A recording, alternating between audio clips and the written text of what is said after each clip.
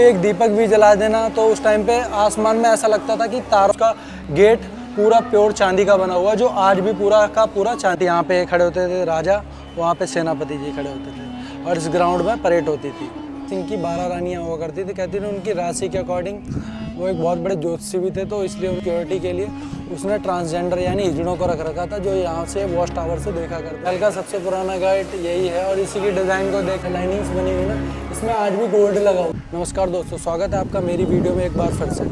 आज मैं लेके आया हूँ आपको आमेर पैलेस पे। ये बनवाया गया था किला राजा मान सिंह जी के द्वारा, जो अकबर के 9 रत्नों में थे, और इसको कंप्लीट करवाया राजा जय सिंह जी ने। हाल फिलहाल मैं आपको एक बात बताना चाहूँगा कि राजस्थान में पानी की कमी उस समय भी थी और आज भी कमी है। उस कमी को राजा जय सिंह जी ने और मान सिंह जी ने पहले से ही देख लिया था और उसी के चलते राजा मान सिंह जी ने इस झील को बनवाया, ताकि आप देखेंगे चारों ओर, पास आ जाओ, आप चारों ओर देखेंगे कि यहाँ ये जो किला बना हुआ है, ये पैलेस, ये चारों ओर से पहाड़ियों की ओर से बना हुआ। जब बारिश वगैरह हो तो बारिश का सारा पानी इस झील में आके इकट्ठा हो जाए, तो इस चीज़ को रेन वाटर हार्वेस्टिंग प्रोसेस को राजा मान सिंह जी ने उस समय ही देख लिया था और पानी के बचाव के लिए इस झील का निर्माण करवाया था, ताकि प्रजा इस चीज़ को, पानी वगैरह को ईजिली ले सके। महल में पानी पहुँचाने के लिए 3 श्रृंखलाओं द्वारा पानी पहुंचाया जाता है। नंबर 1 मैं आपको दिखाना चाहूँगा वहाँ से जूम करके कि झील से पानी लेके नंबर 1 पे भरते थे, वहाँ से सैनिक पंप करके दूसरे उसमें टैंक में करते थे और फिर तीसरे, ऐसे करके महल में टैंकों में पानी पहुँचता था और जाके वहाँ पर फव्वारा वगैरह जो भी पानी की पूर्ति होती थी वो पूरी की जाती थी।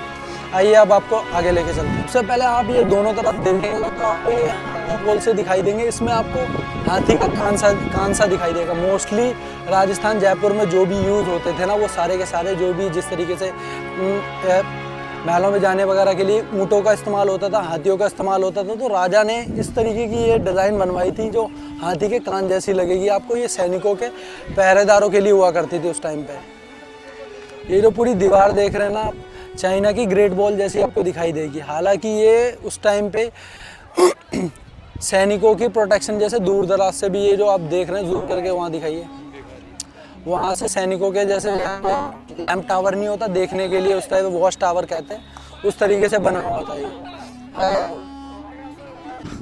आम जनता के लिए वो इन सीढ़ियों से होकर जाता था, और जो राजा के लिए जैसे बग्गी वगैरह से, हाथी घोड़े से उससे जाते थे, वो पीछे उस तरीके से इस गेट के उधर दिखाइए, उस गेट से ऊपर सीधे डायरेक्ट जाते थे। जो आम जनता के लिए जाते थे वो सीढ़ियों से जाती थी यहाँ से राजा के पास अपनी सुनवाई के लिए, जो भी न्याय वगैरह के लिए। आ जाओ। युद्ध पे गए थे बंगाल में, तब वहाँ पर उन्होंने काली देवी जी की मूर्ति थी जो यहाँ पर ले आके स्थापित की थी, और वहाँ से 10 पुजारियों को भी लेके आए थे, और वो मंदिर ये है, और उसका गेट पूरा प्योर चांदी का बना हुआ, जो आज भी पूरा का पूरा चांदी का है। आइए दिखाता हूँ आपको, है बना हुआ, और इनको माँ शिला देवी के नाम से अभी दिखाना चाहूँगा। मैं अभी महल के आंगन में आ चुका हूँ। इसे एक समय पे ये सैनिकों की परेड के लिए भी हुआ करता था। वहाँ से वो जो आप वो देख रहे हैं ना, मंदिर टाइप से जो स्ट्रक्चर बन रखे हैं, वहाँ पे एक तरफ राजा, एक तरफ सेनापति जी खड़े होके यहाँ पर परेड देखा करते थे सैनिकों की। और ये जो आप सामने देखेंगे, ये जो भी ये छल्लियाँ बन रखी हैं, ये सैनिकों के क्वार्टर्स हुआ करते थे उस टाइम पे रहने के लिए, और नीचे की तरफ अस्तबल जिसमें ऊँट घोड़े वगैरह रखे जाते थे। और जो आप ये गेट देख रहे हैं इस तरफ, इस गेट को सूरज पोल बोला जाता है, सूरज गेट। और जो ये बाईं तरफ देख रहे हैं आप, इसको चांद गेट बोला जाता है। इस गेट से सिर्फ और सिर्फ राजा एंट्री लिया करते थे, और जो उनके खास जो भी जैसे राज्य से रिलेटेड लोग हैं वो लोग ही एंट्री लिया करते थे। और जो आप ये चांद गेट देख रहे हैं, इससे आम जनता के लिए गेट था। ये जो भी आम जनता आएगी वो इस गेट से आएगी। आ जाइए। पहले बैठते थे, इसे नक्कार खाना बोलते थे। जब राजा वगैरह आता था महल में, तो दूर से ही वो सैनिक वगैरह देख के अनाउंसमेंट करते थे कि राजा आ रहे हैं, महल के अंदर, पैलेस के अंदर आ रहे हैं, तो वहाँ से नक्कार खाना बोलते हैं। यहाँ पे ड्रम वगैरह अनाउंसमेंट होती थी। और ये पीछे की तरफ मैं दिखाना चाहूँगा कि पीछे आप ये चांद पोल पर देखिए, वो ऊपर की तरफ एक बड़ा सा ड्रम भी रखा हुआ, जो उसी टाइम का रखा हुआ है, जो उस टाइम पे अनाउंसमेंट के काम में आता था। ये जो आप मेरे पीछे देख रहे हैं इसे दीवाने आम बोलते थे। यहाँ पर जैसे राजा की जो भी खास मीटिंग्स वगैरह हुआ करती थी उनसे रिलेटेड सारी बातचीत होती थी। जो भी आम जनता के लिए निर्णय लेने हैं, जो भी बातचीत है न्याय वगैरह से, तो वो यहाँ पे सारी की सारी होती थी। दीवाने आम मीन्स जो आम लोगों के उनके हित में निर्णय लेने की जगह, तो इसलिए इसे दीवाने आम बोला जाता है, दीवाने आम। और इधर आप देखेंगे तो ये आपको गणेश पोल दिखाई देगा। गणेश पोल, इसके आगे सिर्फ राज परिवार के लोग ही आगे जा सकते थे। इसके बाद दीवाने आम के बाद से इसके आगे कोई भी नहीं जा सकता था। इसके बाद सिर्फ और सिर्फ राज परिवार का ही कोई सदस्य जा सकता है। ये गणेश पोल, उसमें आपको देखिए गेट के आगे आपको गणेश जी की पेंटिंग भी दिखाई दे जाएगी। ये गेट वो हुआ करता था जब राजा युद्ध वगैरह करके आया करता था तो रानी वहाँ से राजा के ऊपर फूल वगैरह बरसाया करती थी। और इस गेट के बाद सिर्फ राजशाही परिवार के लोग ही जा सकते थे और कोई भी नहीं जा सकते। दीवाने आम में सिर्फ यहाँ पे मीटिंग्स वगैरह होने के बाद इसके आगे गेट के आगे जाने की अनुमति सिर्फ राजघराने के लोगों को ही हुआ करती थी। और आप लेफ़्ट की साइड देखेंगे तो आपको ये 5 गेट दिखाई देंगे।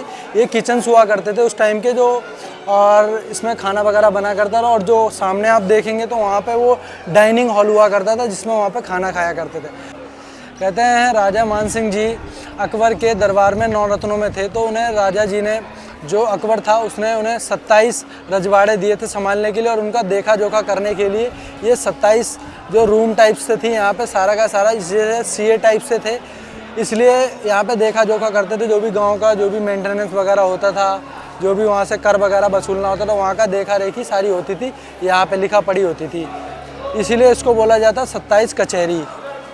अब इसको, ये गेट होता है, इसको बोलते हैं गणेश पोल। इस पर आपको गणेश जी की मूर्ति दिखाई दे रही होगी और ऊपर आपको ये खिड़की दिखाई दे रही होगी। जब राजा कोई भी लड़ाई वगैरह जीत कर आते थे तो रानी वहाँ से उनके ऊपर फूल वगैरह बरसाया करती थी। और जो इस पर आप डिज़ाइन वगैरह देख रहे हैं ये सारी की सारी नेचुरल वेजिटेबल ऑयल्स उससे बनी हुई है, वेजिटेबल कलर्स हैं सारे के सारे। जैसे इसमें रेड कलर्स बनाने के लिए यूज़ करते थे अनार का छिलका, गाजर, कई सारी जो लाल सब्जियां होती थी उनसे उन्हें सड़ाकर गलाकर और से एक हाई टेम्परेचर पर गर्म करने के बाद में ये कलर बनाए जाते थे, जो कि आप देख सकते हैं कि आज भी प्रिजर्व है पूरी तरीके से। इसमें ये जो साइड में गोल्ड सी लाइनिंग्स बनी हुई ना, इसमें आज भी गोल्ड लगा हुआ है पूरी तरीके से, जो पुराने उसी टाइम का लगा हुआ है। उसमें आपको देखिए हल्का सा साइड में आपको चमक रहा होगा, वो गोल्ड लगा हुआ है। जी आ जाइए आगे। इसको बोलते हैं दीवाने खास। ये जो राजा ने बनवाया था इसे 3 भागों में बनवाया था, तीनों सीज़न के रहने के लिए। ये बनवाया था सर्दियों में रहने के लिए, और वो सामने उस तरफ बनवाया था गर्मियों में रहने के लिए, और इसके ऊपर बनवाया था बारिश में रहने के लिए। जो ये पत्थर आप देख रहे हैं इसमें शीशे वगैरह जो लगा हुआ देख रहे हैं, ये बेल्जियम से मंगवाया हुआ शीशा है सारा। होल्स वगैरह देख रहे हैं, इनके अंदर पर्दे ऐसे डाल के, कर्टन्स डाल के पूरे तरफ इसमें खसखस नाम का एक चादर ऐसी आती थी वो लगाया जाता था, जो बहुत ही गर्म रहती थी। तो सर्दियों के टाइम पे वो गर्म रखने का इसमें काम करती थी। और इसके अंदर अगर कोई एक दीपक भी जला देना तो उस टाइम पे आसमान में ऐसा लगता था कि कई सारे तारे जैसे चमक रहे हों, तो ऐसा महसूस होता था। तो राजा रानी का ये कक्ष हुआ। ऐसा कहते हैं कि राजा मानसिंह जी ने जब ये किला बनवाया तो कहते हैं कि बगीचा जब भी बनवाते हैं तो वो मोहम्मदन लोगों के, मुसलमान जैसे मुगल टाइम पे बनवाते तो उसको जन्नत का नाम बोलते थे, जन्नत का नाम बोलते थे। हिंदू राजा होके इस चीज़ को ये कैसे बनवा सकते थे कि इनके राजमहल में जन्नत, तो इस चीज़ का मजाक ना बनाया जाए, इसलिए इन्होंने फिर क्या करा, इन्होंने अपने पर्शियन जो भी थे जिन्होंने कारपेट्स वगैरह पे डिज़ाइन की थी, तो उन लोगों को बुलाया और उन्होंने एक गेट था, गेट पे जैसा सेम डिज़ाइन था पर्शियन का जो कारपेट्स पे होता था, उसी डिज़ाइन के हिसाब से ये गार्डन को बनाया और इस गार्डन को नाम दिया सुख आराम, यानी आरामदायक सुखदायक। इनकी 12 रानियाँ हुआ करती थी। कहती थी उनकी राशि के अकॉर्डिंग वो एक बहुत बड़े ज्योतिषी भी थे, तो इसलिए उन्होंने 12 रानियों से शादी की थी क्योंकि 12 राशियाँ हुआ करती थी, जिससे कोई भी दोष वगैरह किसी तरीके का ना आ सके।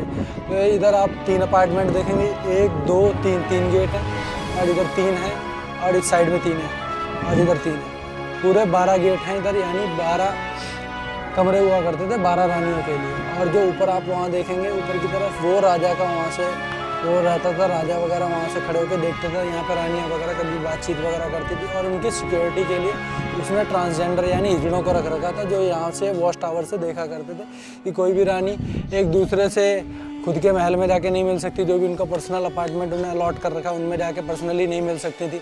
वो जब भी मिलना वगैरह होता तो यहाँ पे आके मिलती। टाइम का घड़ा हुआ करता था जो राजा के पानी को ठंडा वगैरह रखता था पीने के लिए, और इसको ज़मीन के अंदर आधा गाड़ के रखते थे और आधा ज़मीन से ऊपर रखते थे ताकि पानी भी ठंडा रहे और इसको पानी वगैरह भी पी सकें। तो उस टाइम का ये घड़ा है और ये पूरा का पूरा चूना से बना हुआ ताकि पानी वगैरह भी ठंडा रह सके। टाइम के राजा की जो रानियाँ थी उनकी जेवर वगैरह रखने के लिए उस टाइम की ये पेटी है, ये पूरी सोने से बना हुआ करते थे, लेकिन अभी उसका ये डिज़ाइन मॉडल यहाँ पे रखा गया हुआ लोगों के देखने के लिए जो लोहे से बना हुआ है। हेलो।